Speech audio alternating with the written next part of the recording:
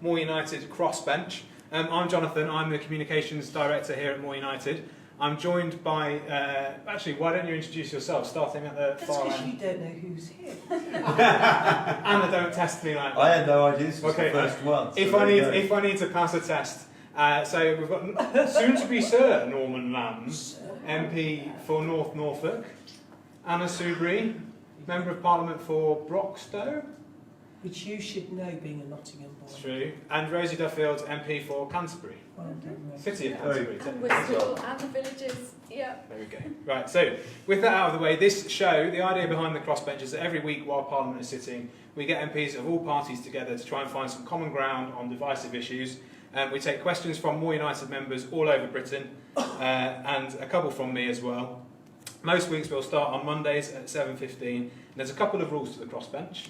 The first is, because we're trying to build cross-party consensus, we don't do too much party politicking, and also because the More United MP network, which was founded in April, and you're all members, is going to be focusing initially on issues which have been being ignored because of Brexit. One can never ignore Brexit entirely, but we are going to try not to get sucked into the Brexit vortex in this conversation.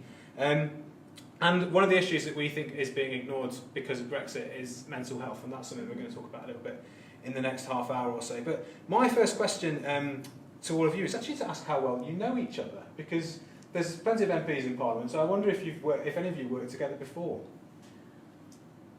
We were ministers together. In the Department of Health, as it was then called. So I was the Minister for Care and Support, and you were the Public Health Minister, weren't you? Yeah, which was not a great time for me. So luckily But we got on well. Oh God, yeah. But even though we were. I didn't go into politics to tell people how much salt to put on their chips, so I didn't really enjoy my time there. I got that impression. I really. Anyway, I moved to defence. But we've also but I don't know Rosie. collaborated a bit on a cross-party group, haven't we? And things, Absolutely. yeah, which is Norman's big campaign that he's been doing for years, and I've got lots of constituents and people that are really interested in that. And we all have the B word in common, I think, pretty much, don't we? Brexit being very anti it. Definitely. So, you know, and we People's have vote discovered that people's vote, yeah, we've marched together and things, we've discovered we've got a lot more in common than we haven't. And Rosie, you're the newest MP on our Yeah. panel this evening.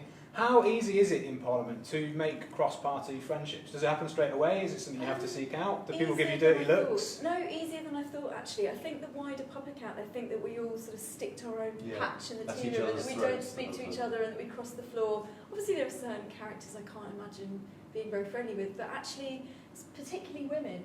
You're a woman first, and then you're party political, actually, I've found. Women do stick together, very much so. Men more tribal, you think? Possibly, yeah. Yeah, may well be right. I think that's right, actually, isn't it? But I think I mean, I've spent quite a lot of also- time over the years specifically trying to work across party on things like a new settlement for the NHS, and so my sort of natural instinct is to sort of reach out and try and find common ground rather than being too tribal about it. But the culture there is quite tribal.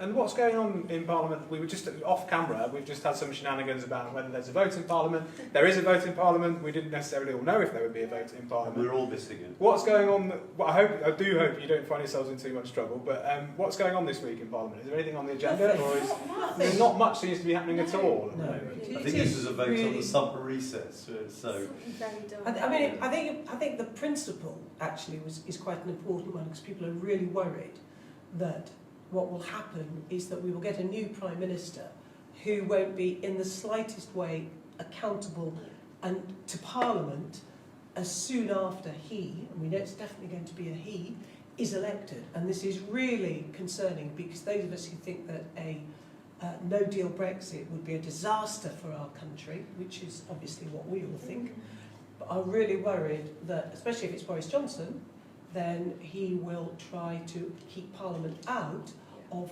any of that decision-making and take us out without a deal. And we are really, really worried about it. I think it's a genuine threat. but we are supposed to be concentrating on things other than Brexit. We are. Can we talk about mental health, please? Going on at all. So. It is nice to be here, I must say, with three members of Parliament who are willing to take questions not just from me, but from More United members all over the country, because it does seem to be a worrying habit that some people, who shall remain nameless, don't want to take questions. I think this is notably a more friendly discussion than the Tory leadership debate on television. That wouldn't be difficult. Though. And we've probably got a broader range of opinions on offer as well, I should think, than in those debates. Just out of interest, Norman and Anna, you've both got experience in government. What, to your knowledge, is the most powerful or the greatest success of cross-party working that you've seen? Like, where have you seen cross-party working really make a difference? And do you think that, as a minister, did you pay more attention? Did your ears prick up and you thought, well, hang on, they've got the opposition on board, so there might be something to this? Or I mean, there are issues such as abortion rights in Northern Ireland, where MPs from across Parliament have come together to put pressure on government to equalise rights across the whole of the United Kingdom. And there have been one or two successes where, I'm trying to think of them now, where the government has seen that they face likely defeat. Well, Stella Creasy has... Absolutely. Yeah. Paying for the travel costs Yes. for women who are coming across and for them to have the right to come across. That was the point. To use the NHS. Sorry, I'll shut up because my voice is cut. No, you reminded me of what it was. And when we tried to get support for a new settlement of the NHS, over 100 MPs sort of signed up for that challenge to government. Ultimately, it hasn't succeeded yet, but you keep trying.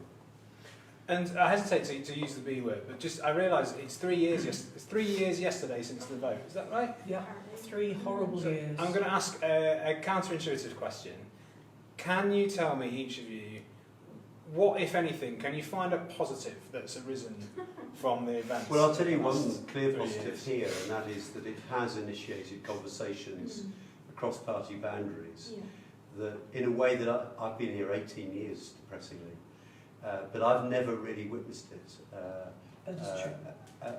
in this way before. And I collaborated with a group which included Anna on how we stop a no-deal Brexit, for example, and it was the Yvette Cooper, Oliver Letwin group. But we would meet regularly in Hilary Benn's office, and there was a common purpose, and everybody just got on very well together. And I think that sort of breaking down of those old tribal barriers has been quite positive. Oh yeah, there's a group which we can't talk about that meets, which actually, Norman, I don't think you're in it. I'm not sure if you are actually. Wasn't that the one you filmed doing in Panorama though? No. No, that's a different one. Okay, all right. No, it's a very, and it works cross-party, and the fact that it has never leaked. Yeah. It has I'm never definitely leaked, and it is genuinely every single party. Every party, apart from the DUP. So those coalitions are really nice, actually. And we do have conversations in corridors where we're all just kind of banging our heads on the wall together, and it does show you that you can. I think the public do want this grown-up approach to politics. They want us to sort things out rather than stay on our side, stay in our kind of little huddles and not get things done. And it's given people like me the courage to be a bit rebellious if I need to, because I didn't know how that would work, but I think principles first. I think people don't realise this, but actually, not long after June the 23rd of 2016, actually there was a period of time when there was a consensus in Parliament to deliver Brexit. There really was. That would have happened, but for reasons which we don't need to rehearse, it didn't happen. Not because people sat in tribal positions, if you like, on our side of the fence who believe the Prime Minister in completely failed to reach out, didn't she? Utterly, completely and totally refused, point blank refused to reach out and build that consensus. And by the time she thought it might be an idea, it was far too late. So I've got a question coming from one of our viewers, but just before I do, Rosie, you just touched on the kind of courage to be a little bit rebellious. Yeah. And I just wondered whether, is it a scary thing to do? It was the first time, yeah. I was kind of on the front bench a little bit. I was PPS to Dawn Butler, and I really didn't want to let her down. But it was Brexit, and I'd stood throughout the general election on being a Remainer, and my constituencies pretty much Remain. And I just couldn't look myself in the eye if I'd have not rebelled. And everyone else gave me the courage actually to do that, because I knew it wouldn't be the end of the world and my party wouldn't sack me completely. So Anna, you're a veteran of a few rebellions. What was your first? Were you nervous the first time you rebelled against the whip? No. Because it was on Brexit as well. And I had voted to trigger Article 50, and I actually went and voted for that, holding my nose, because I was doing it because I had said that I would do it to my constituents, but I believed it. I didn't believe in it. And then I think we all voted, not you, because you weren't in Parliament then, for the Withdrawal Act. Oh, right. So there was that, but then I reached a point where I took the very firm view that I was going to be true to what I believed was the right thing, which was to put my constituents and my country, their interests, and that's what we are. We're representatives. So once I'd rebelled the first time, it is the old story. It's a big psychological barrier, and then once it's clear, hard not to. It's very easy then to keep on doing it. So Dermot's been in touch to ask whether knife crime is an issue that could be something that people could work cross-party on to get to grips with. well, I have done. Vicky Fox, Croft, Yeah. Labour MP in South London, set up a violent crime, youth violence commission, and I was part of that, looking at the whole range of issues and trying to adopt a much more of a public health approach. And so that was a good example, and I mean that was one element of it, but we can continue to pursue that. The solutions are still not found ultimately. We're still grappling with the evidence and what is the best approach. And that is an emergency, isn't it? It and is. we do need to just come together, forget, you literally sort of throw off your party colours really and think, right, we've got to do something, no matter what it is. And it almost doesn't matter which party looks as though they're taking the lead or who's victorious. It's more important than I think the other thing is about when these sorts of things happen, knife crime is a good example of it, is that when you're doing really good, proper work, and especially on a cross-party basis, you look at the evidence. You don't approach it from some set, fixed position of view, because most of us, I know we form specialities and we've got knowledge from our previous life, so I used to be a criminal barrister, for example. But I wouldn't claim to be an expert in something like knife crime. I've got a little bit of input, a little bit of experience, and I've got, unfortunately, constituents that have suffered from it. But you would look at the evidence, and that's why that public health approach in Glasgow. What were the results? Look at other things. But there are still controversial issues where we might not actually agree on this, because what I see is that a lot of this gang violence is very closely related to the illegal drugs trade, and so I end up reaching the conclusion that we need to reform our outdated drug laws. But not everybody's there.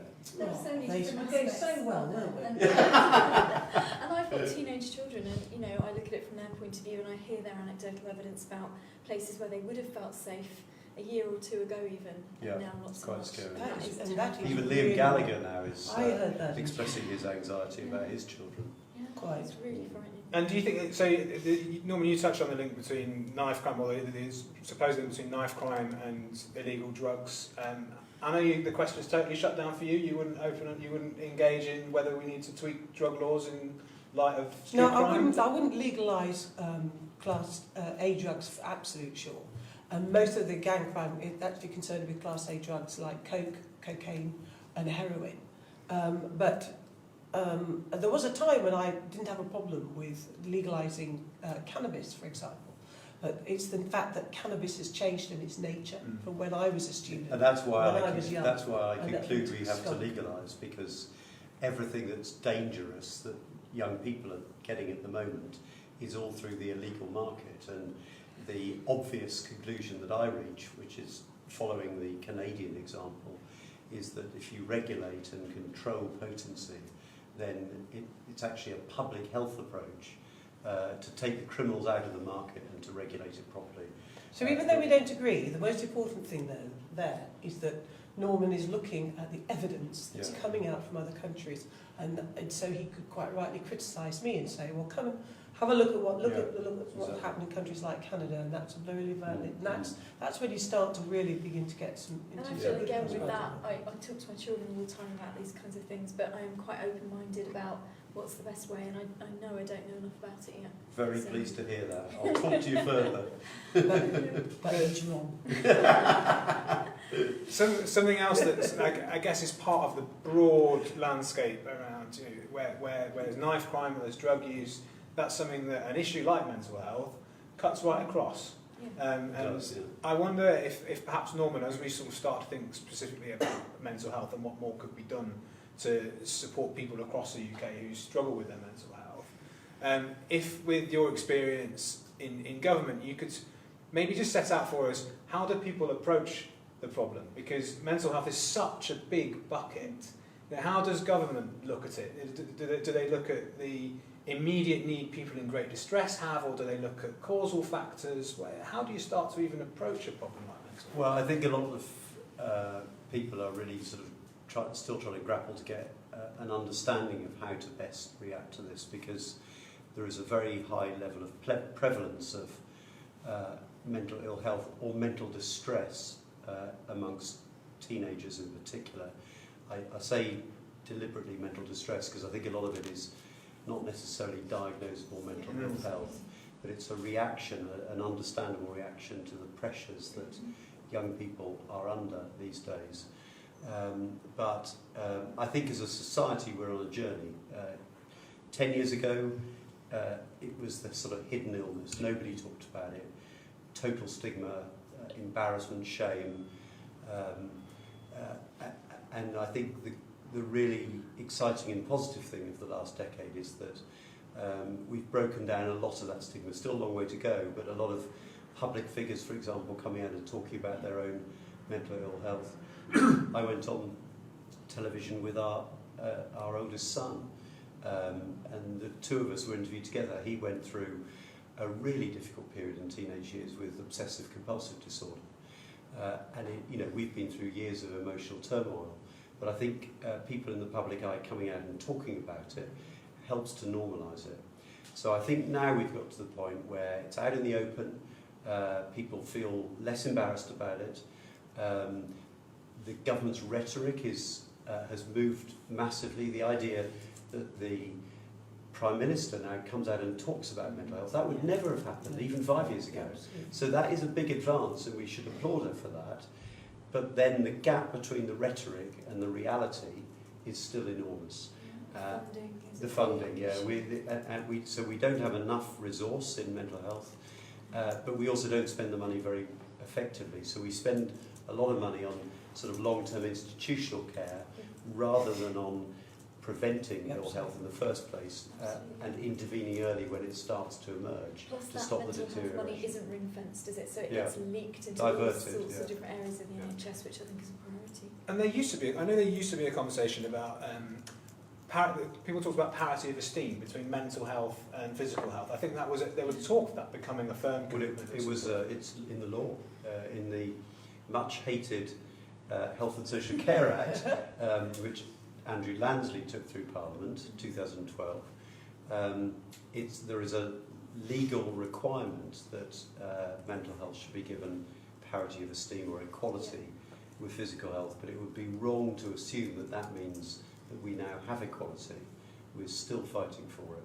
I think one of the things that I find quite striking about what we still have to achieve is the understanding that mental health is actually it's enormous. It's exactly that teenager who may be suffering from anxiety because of overpressure that's been put on them from exams or because of Instagram and all of this social media stuff, right the way through to that seriously ill, paranoid schizophrenic who is caught in some ghastly trap. Yeah. And it's not just that they're becoming a danger to other people, actually, and this again is I found in my old job and now even as a Member of Parliament, is the lack of understanding. It's not whether they're a threat to other people is whether they're a threat to themselves. And you would be astonished at how many people who should know that it's about the well-being of that individual. And too often you find, even now, police officers I've found, even people in sort of medical professions who will say, well, he wasn't a threat to anybody. He wasn't harming anybody. Well, no, but he was wandering around, dishevelled, distressed. It's about him or her But still the and default... their well-being. And it would be, oh, well, if they take the meds or, whatever. We've come a huge way, haven't we, from caring community, which happened when I was a child. And it was a great idea to move away from these horrible sort of asylums that were still going on even in the 80s. But we almost haven't caught up with the social changes and the fact that people are talking about it and are aware. We need to meet those needs. Schools are struggling to meet the needs that professionals should, and other professionals, and train people. The police are having to pick up the pieces. So we need to really catch up. So you would then have Norman's. Look at Norman's campaign, which I have now through a constituent got some insight to. I have a constituent with a terrible story, but young people who are autistic, who have profoundly challenging needs. Right. This is really difficult work, but are often locked away still in institutions and we treat them, treated abominably. We treat them as second-class citizens, and we routinely breach their human rights. Absolutely. I think for people who are watching that, there was an incredible recent panorama investigation into just that issue, which is well worth watching. I have a question from Kate in Mid Norfolk. Now, I don't know how Mid Norfolk relates to North Norfolk, whether it becomes dangerously close to Ipswich. It's south. But she's asking, what can we do, what can we commit to doing to support people who've had significant or severe mental health issues to get back into work? Well, there's a really good programme called Individual Placement and Support. The government has committed to doubling access to this programme, but that's from a very, very low base. And the evidence shows that if you provide someone with intensive support, someone who's got severe and enduring mental ill health, but who wants to work, if you provide them with strong support to get them ready for employment, emotional support, practical support, and then help them into a job and then continue the support critically to help them stay in that job, because very often without support they'll fall out of work quickly when a first crisis appears. But the fascinating thing is that individual placement and support shows that if you adopt that approach, a significant proportion of those you help back into work stay in work. And that just transforms their lives. You give them a sense of self-worth, a sense of dignity, and they end up using the NHS much less than they used to. So work on the whole is good for your mental health and your well-being, and it makes you feel proud of yourself again. And is that a properly funded programme? Well, it's not funded. I mean, my view is that we have the evidence that it's effective, that it reduces the burden on the NHS, that it ends the claiming of benefits as you get back into work. It should be available everywhere across the entire country, and yet the commitment to double will still mean that a small minority of people who could benefit will get it. And do we have enough the profession? No, you've got. Because that's my other thing, is we don't actually have the staff that we have, the people that we need to do this fantastic work to help people, as you say, get back into work. No, you can. I mean, there has to be training of the staff necessary to actually deliver the programme. Of course, we're all employers. All MPs are employers. So even if we kind of led that and showed that we were prepared to do that and learn as we go along, I'd be really happy to do that kind of scheme. That sounds really good. I've got another question from Phil. I promise we haven't fixed this, and we're not just selecting constituents. We've got a question from Philip in Canterbury, who's asking. This is spooky. I don't know what the. I don't know how many Facebook Live viewers we've got in Broxtowe. We'll have a look at the stats afterwards. Near Nottingham. But the question that Philip has is what can we do? And I guess Rosie, maybe one that you can take first, to start to get to grips with and deal with the future of social care in the UK, particularly adult social care. Which actually, let me just say quickly, when we set up the More United MP network, so many people have said that these issues that you're looking to focus on are really important, but we need to do something about social care. It really does seem to be the one that people say, it's going to take more than one government, it's going to take more than one party, get to grips with it. So this is the first time we talk about it, it may not be the last, but what can we start to do? I know Norman knows an awful lot more about this than me, and I'm kind of just coming to this, but during the general election, I got so many emails on it, and people were sort of going on about how I became the first MP in Canterbury because of young people, and they assumed that there were only certain things they were interested in, but young people are really interested in what's happening to their parents and grandparents, and I think one of the reasons that the government hasn't got a huge majority is because they got this wrong in the election, and they called it wrong. And social care is a huge growing problem. It's an issue that we're all really involved in. It absolutely has to be cross-party, because you cannot do these things in 5 years stints. You know, we can't do something for 5 years, undo it, do it all again. So, you know, I'm not pretending I have the answers. We've got some great people on our front bench. Barbara Keeley is fantastic, but we do all need to come together and look at those long-term things, and what can we do about funding, what can we do about the private care sector. There's so many issues to kind of deal with in that. We can't cover that here. It has been the most spectacular example of a failure of public policy, because the Blair government commissioned a royal commission to look at it in the late 90s. They reported in They reported in 98, and we've been stumbling along through the long grass ever since. Now, when we were in the Department of Health, I actually took the Care Act through Parliament to introduce a cap on care costs.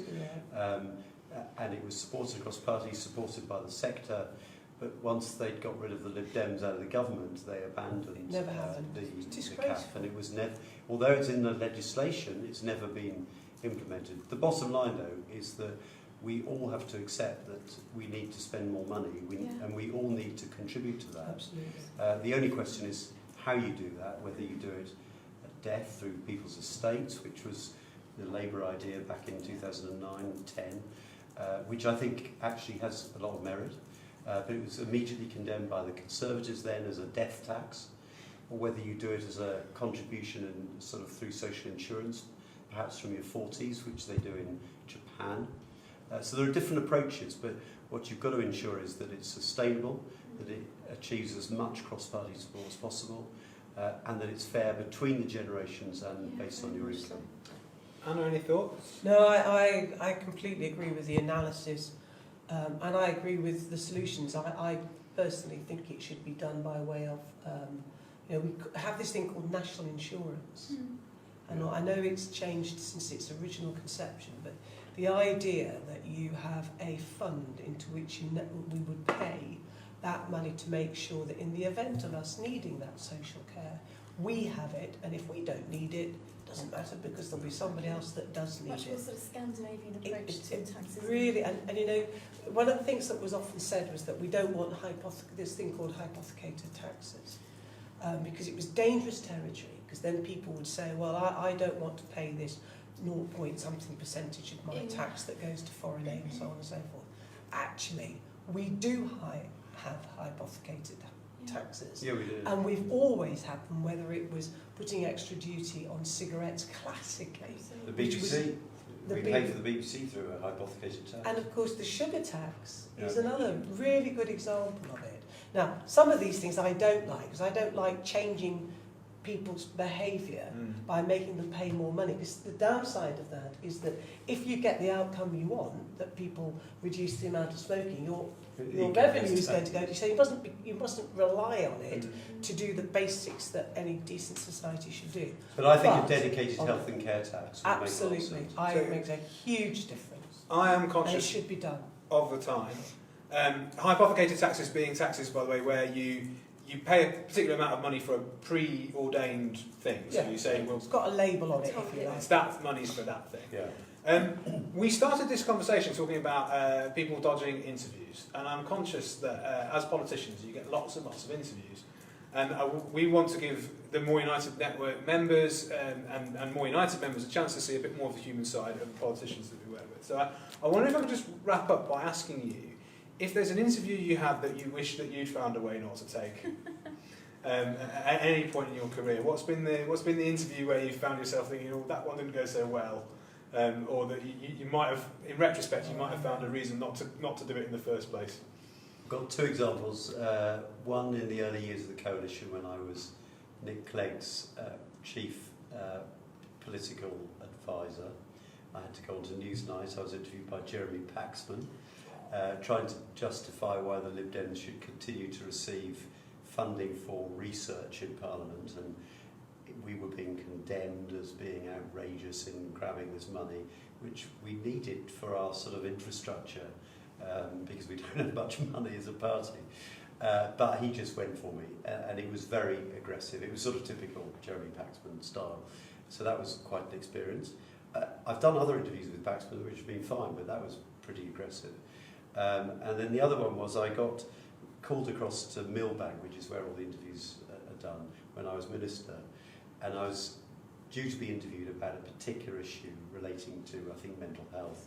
And I got in there. And I was interviewed about something completely different. And I thought that she was just asking me a preliminary question based on the previous interview that had just finished.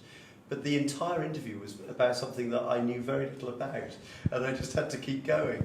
They apologised to me, they just got it completely wrong. But that was a frightening experience. God, I bet it was. Anna? I'm sure there are many, but there's one interview that really sticks out in my mind. Actually, it was a discussion programme I took part in. And I think it was either the night before, might have been the night before the referendum. And it was a terrible A relaxed programme. time. It was a terrible programme that Channel 4 did.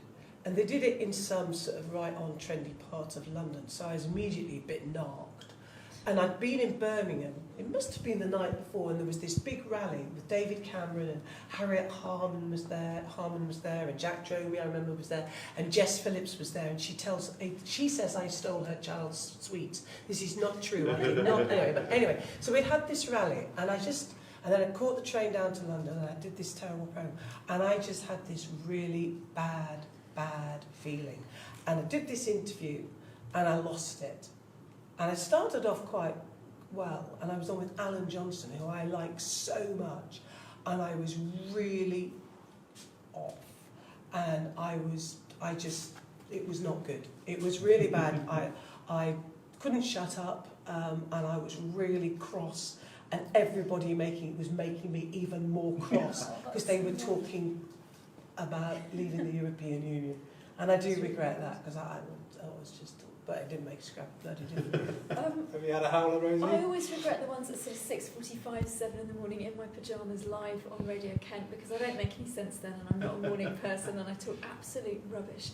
And I've said no to Newsnight about 11 times because I'm a complete coward. I love watching it, but I don't really want to be there, so I'm going to have to be braver. But no massive howlers just yet, I don't think. Well, some people might say you've already given a straight answer to Newsnight 11 times, which is more than some politicians might imagine their entire career. So, Norman, Anna, Rosie, thanks so much for joining us on the inaugural Crossbench. We'll be back next Monday at 7:15. You can get in touch with questions in advance. We'll be in touch with the new More United newsletter during the week. But until next time, thanks very much for watching this week.